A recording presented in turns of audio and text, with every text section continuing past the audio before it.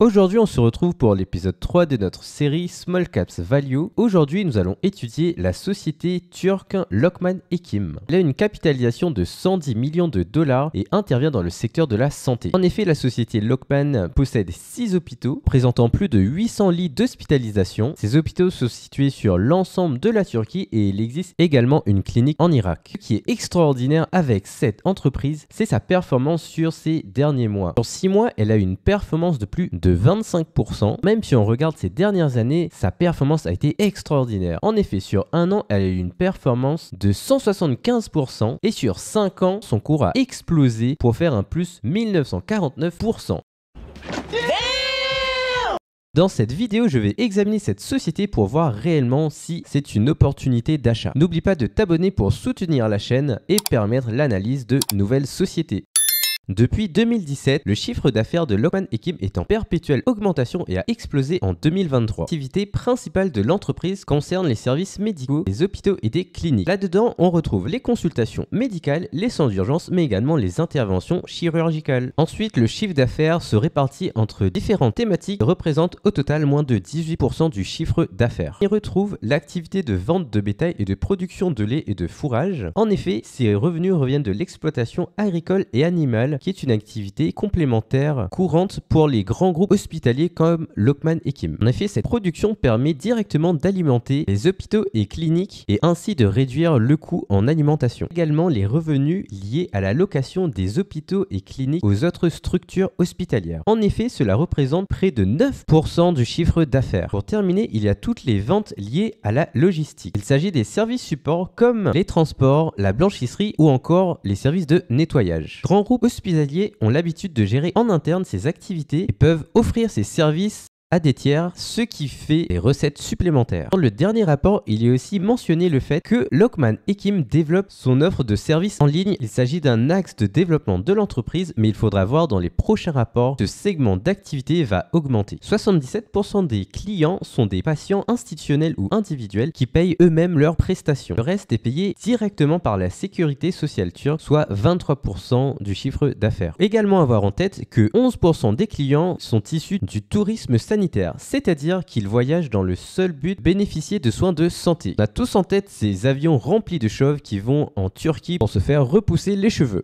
Des intérêts d'investir dans le secteur des hôpitaux et dans les services de soins à la personne fait que la population turque a une démographie très dynamique. Actuellement, aux alentours de 85 millions d'habitants, on prévoit pour 2040 près de 100 millions d'habitants en Turquie. Au sein de cette population, il y a une classe moyenne grandissante et une urbanisation rapide qui augmente la demande pour des soins privés de qualité. En effet, ce tableau montre l'évolution du PIB par habitant et montre une augmentation des revenus. Dans le secteur de soins de santé, il existe des géants installés en Turquie et sur d'autres pays. Illustration, je t'ai mis en exemple MLP Saglik, qui est déployé sur de nombreux pays comme la Turquie, l'Azerbaïdjan, l'Hongrie, le Kosovo ou encore Dubaï. Il dispose au total de 36 hôpitaux, ce qui représente plus de 6300 lits d'hospitalisation. Cette société est l'une des leaders sur son secteur avec une capitalisation de 2 milliards de dollars américains. Tu vois bien qu'il y a une différence que ce soit en termes de capitalisation, d'infrastructures, d'installation dans divers pays ou encore de chiffre d'affaires avec Lokman Hekim. Si j'ai le temps, je ferai une petite vidéo sur cette société qui me semble avoir un fort potentiel, notamment par son expérience, par sa solidité, mais également par son implantation sur de nombreux pays, ce qui dilue fortement le risque. Revenons sur Lokman Hekim. Tu comprends bien que ce secteur est vraiment porteur du fait de l'augmentation de la population turque.